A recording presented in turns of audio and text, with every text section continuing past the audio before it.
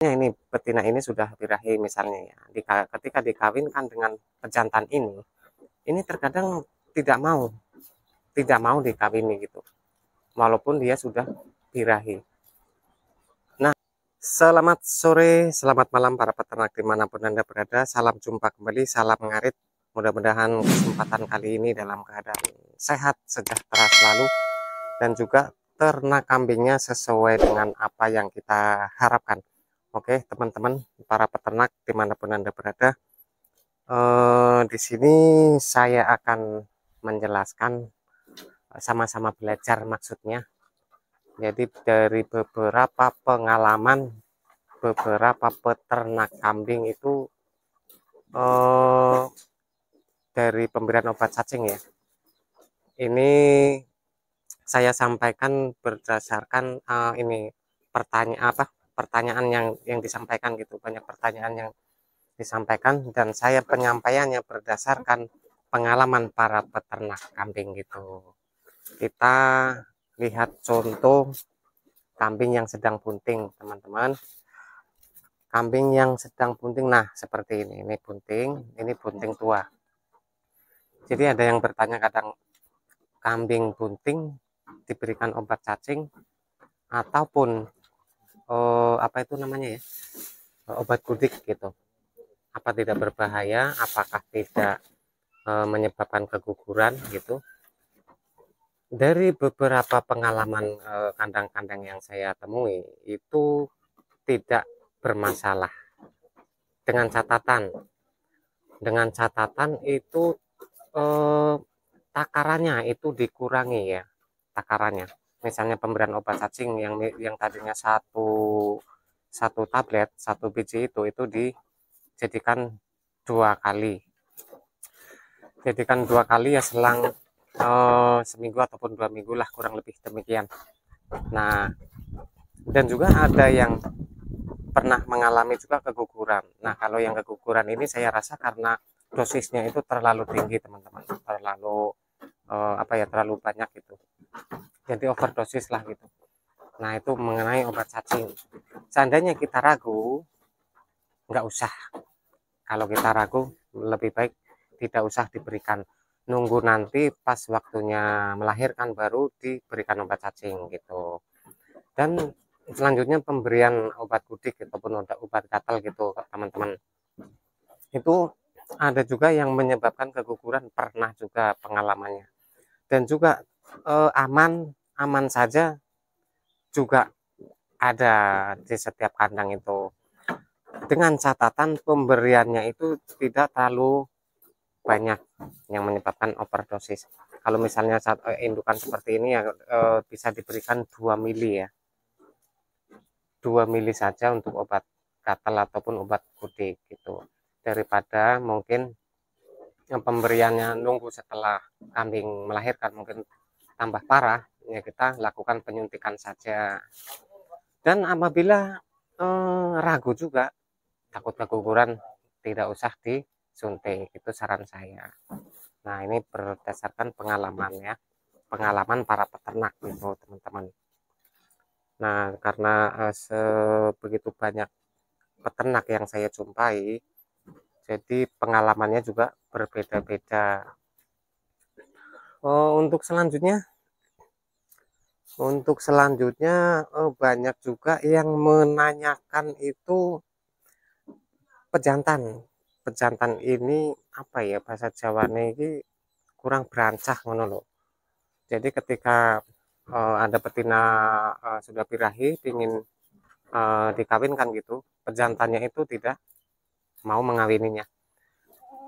Basa Jawane nggak berancah. Nah, caranya agar berancah itu tadi apa ya, agresif, itu dimandikan, pejantannya itu dimandikan dulu, kemudian dijemur ataupun dipanaskan lah, diikat di tengah di tengah ya, intinya biar kepanasan ngono lah.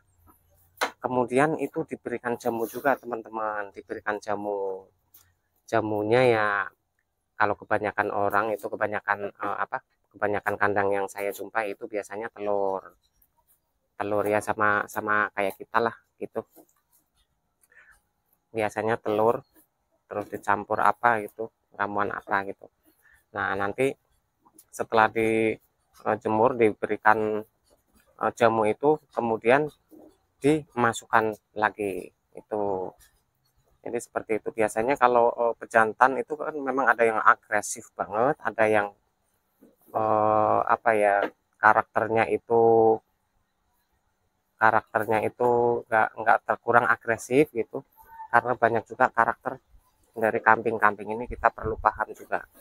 Dan dari betina juga ini teman-teman, dari betina ini juga jangan dikira nggak pilih-pilih. Betina juga kalau misalnya pejantan ini banyak ini, nah seperti ini ada berapa, ini ada dalam 3 ekor, ini betina juga kadang pilih-pilih teman-teman, karena pejantannya ini ada pilihan gitu, kecuali kalau pejantannya cuma satu. Misalnya ini betina ini sudah birahi misalnya ya, ketika dikawinkan dengan pejantan ini terkadang tidak mau dikawini gitu, walaupun dia sudah birahi.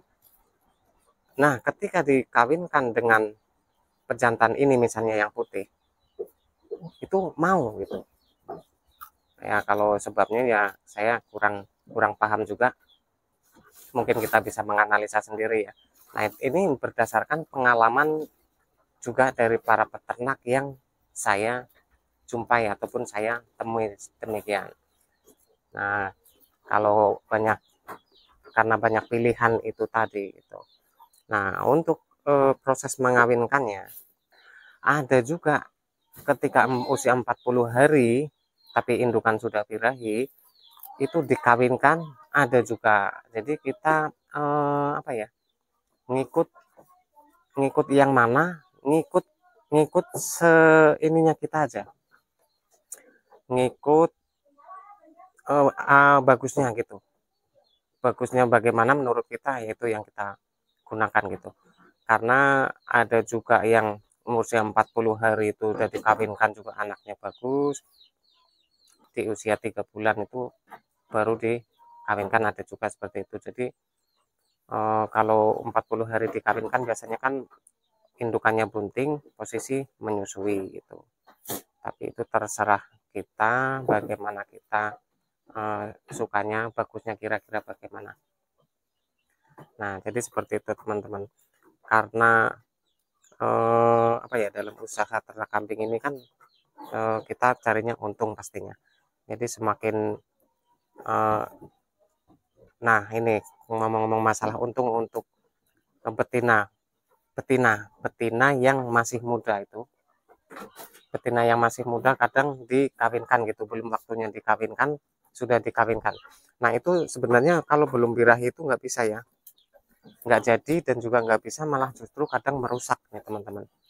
Belum waktunya minta kawin sudah dikawinkan dipaksa gitu, itu biasanya akan merusak dari pertumbuhan si betina itu tadi. Dan ada pengalaman juga, pernah juga mengalami kemandulan majir gitu, karena belum waktunya minta kawin itu dikawinkan itu tadi.